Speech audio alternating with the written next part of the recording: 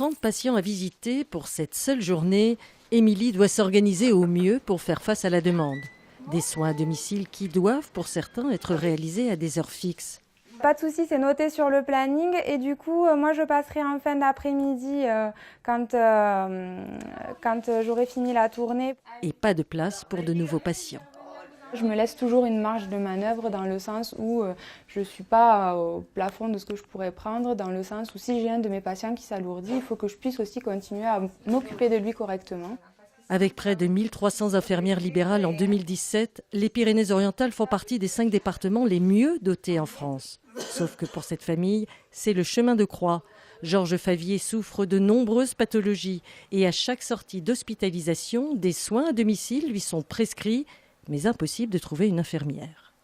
On en a contacté plus d'une quarantaine et personne ne veut venir pour... normalement, on a demandé, il devait y avoir une infirmière 3 fois par jour.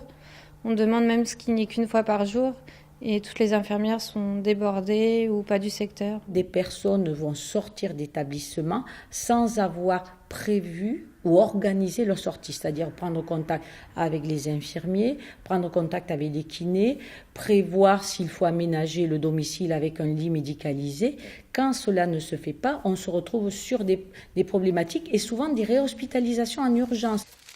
Une plateforme numérique pour faciliter la prise en charge des patients à leur sortie d'hospitalisation devrait être opérationnelle d'ici quelques mois.